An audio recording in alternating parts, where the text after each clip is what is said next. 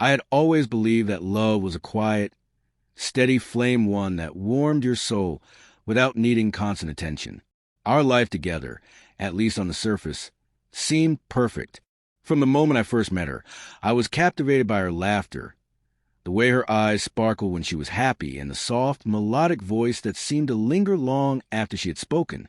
We shared dreams, whispered secrets under the soft glow of moonlight, and built a world that I thought was ours alone. We had our little rituals, morning coffees together, slow walks by the park, and weekend dinners where we would laugh about everything and nothing.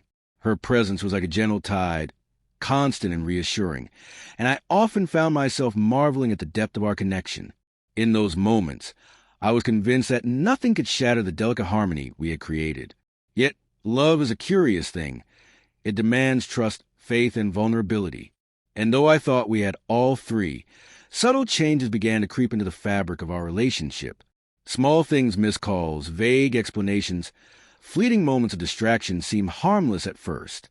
But each one was like a tiny crack in a crystal vase, almost invisible until the pressure became too much to bear. Still, I clung to the beauty of what I loved most about her, hoping that the warmth of our past could mask the chills settling in the present.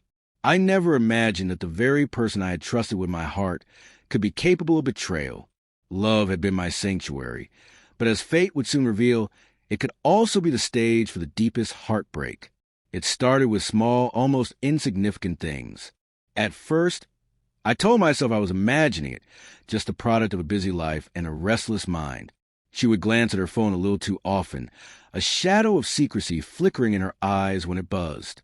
Calls that once ended with a cheerful, "I love you," now abruptly cut off, leaving a hollow silence that gnawed at my thoughts. I noticed how she had begun to spend more time away, claiming errands or visits with friends that seemed to stretch longer than necessary. When I asked, she smiled warmly, brushing aside my questions with a casual wave or a soft laugh, insisting there was nothing to worry about. Yet, a knot of unease had begun to form in my chest, one that refused to loosen no matter how I tried to soothe it with rational explanations. I found myself replaying moments in my mind, the subtle changes in her tone, the way her gaze would drift when I spoke, or the hurried way she would hide her phone when I entered the room. Each little detail felt like a missing piece of a puzzle I was desperately trying to solve. And though I wanted to trust her, a creeping suspicion grew like ivy around my heart, twisting and tightening until it was impossible to ignore. I tried to cling to the memories of our love, the warmth of our mornings together, the laughter we shared under the moonlight. I reminded myself that love was built on faith and patience, and perhaps these doubts were only the shadows that sometimes accompany deep affection. But shadows, I realized, often hide truths we are afraid to face. By the time the realization settled in, I could no longer dismiss the signs. Something was wrong, terribly wrong. And for the first time, I began to feel the icy sting of betrayal before it had even revealed itself fully. My heart, which had always been a sanctuary of love and trust, now trembled with the quiet terror of suspicion. The day I discovered the truth began like any other, but the air seemed heavier, charged with a tension I couldn't quite place. I had planned to surprise her with lunch at home, imagining the smile that would light up her face and the warmth of her embrace. But as I turned the corner into our street, I noticed her car parked in the driveway, not alone, but beside another vehicle I had never seen before. A sinking feeling gripped me, cold and relentless. My heart pounded as I stepped inside, the familiar walls of our home suddenly feeling foreign, almost hostile. I called her name softly, hoping she was merely in another room, lost in her own thoughts. But the faint sounds I heard, laughter, hushed whispers, told a different story. I followed the sounds to the bedroom and froze at the doorway. There, in the most intimate place of our shared life, was a reality I had dreaded. Her hand in someone else's, smiles exchanged a warmth that had once been mine alone. Time seemed to slow, each second stretching into an eternity as the betrayal sank in, sharp and undeniable. My first instinct was to confront, to shout, to demand an explanation. But instead, I stood rooted to the spot, stunned by the magnitude of the deceit. Memories of our mornings together, the quiet nights, the whispered promises, all of it crashed down like shattered glass. How had the person I loved, the one I had trusted with my heart, led a double life right under my nose. I felt a storm of emotions: anger, heartbreak, disbelief, and an aching sense of loss.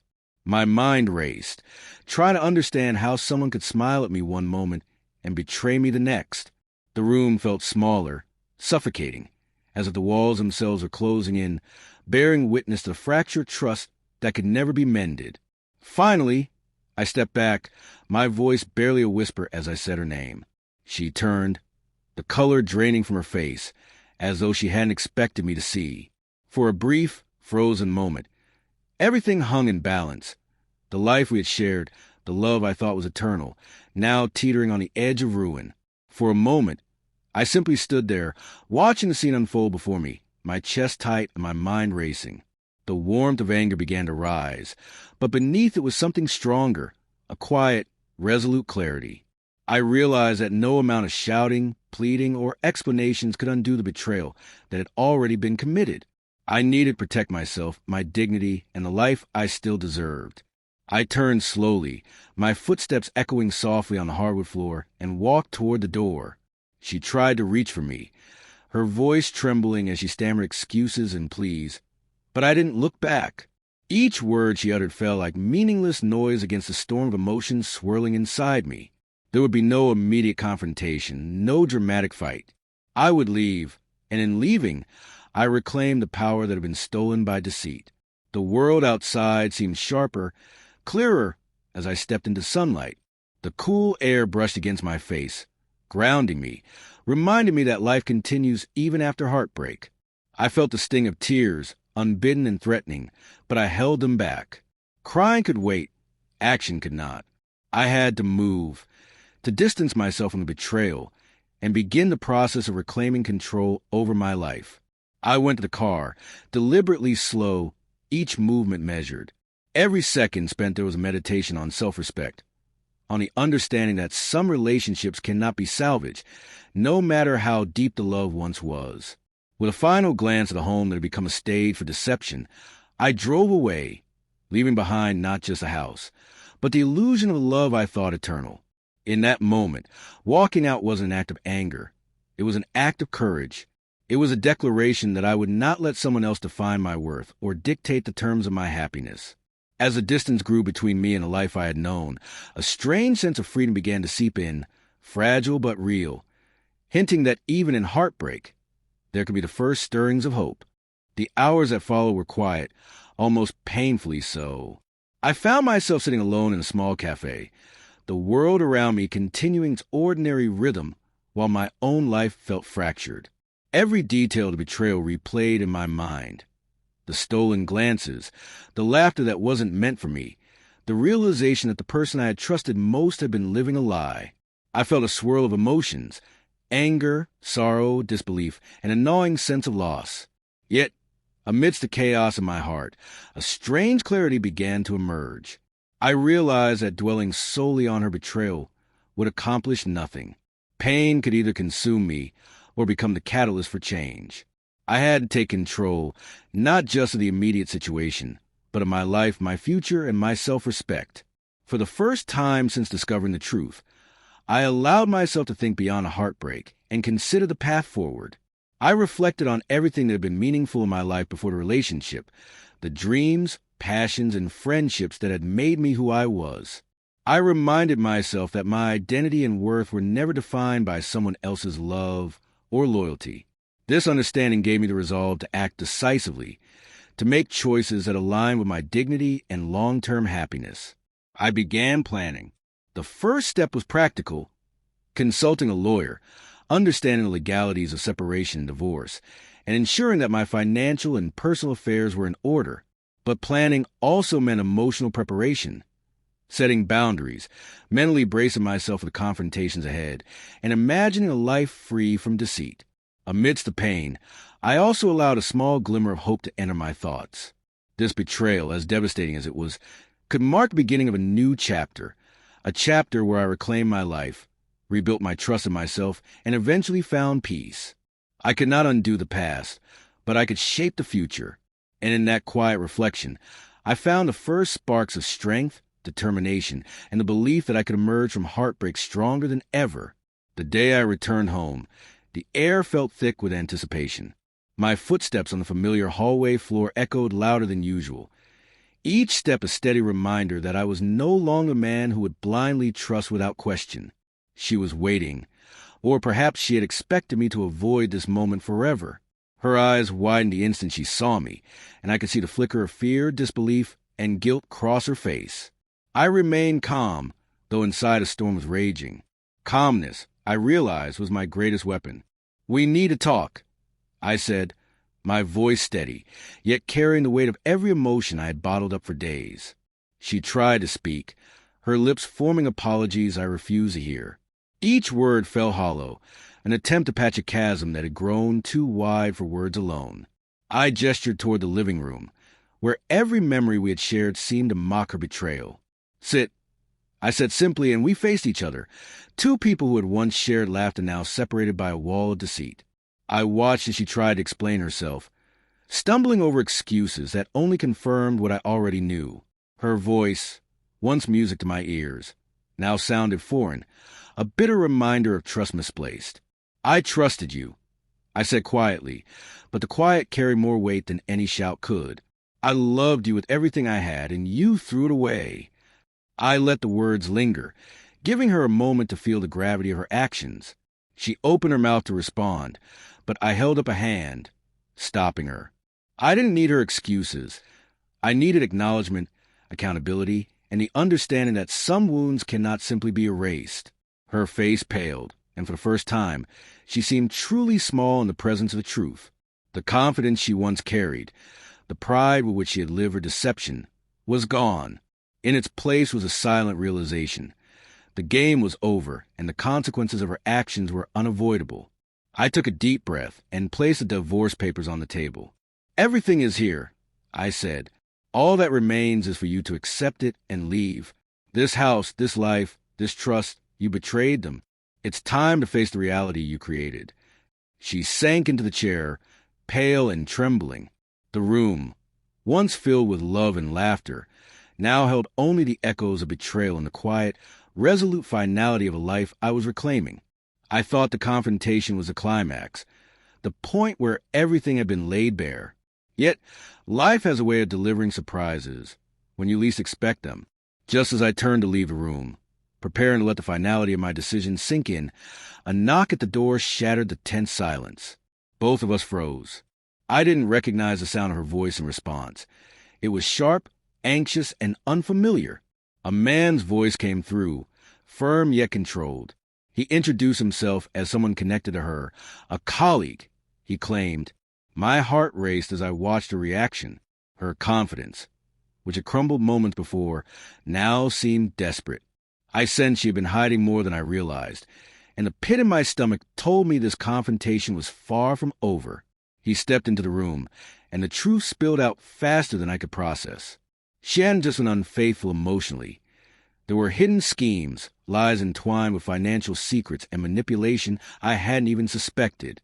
Investments made in my name without my knowledge, funds redirected, and personal accounts tampered with. It was a betrayal far beyond the boundaries of love. The shock was almost physical. The person I had trusted had not only shattered my heart, but had also attempted to undermine my life completely. As I stood there, a mixture of fury and disbelief coursed through me. I realized that her charm, the warmth I once adored, had been a carefully constructed mask to hide a world I could never have imagined. My pulse quickened, but I forced myself to stay composed. This wasn't just about emotions anymore. It was about truth, justice, and reclaiming control over my life. In that moment, something remarkable happened. She broke down completely, confessing more than I had anticipated. Every lie, every secret, every hidden act of betrayal fell from her lips like shattered glass. I felt a strange mix of vindication and sorrow. The person I had loved so deeply was gone, replaced by someone I barely recognized. I realized then that the twist wasn't just a deception. It was the awakening within myself. In the face of treachery, I found clarity, strength, and an unshakable resolve. What had started as heartbreak had transformed into empowerment. I understood that some endings, no matter how painful, are necessary to reveal the life we were truly meant to live.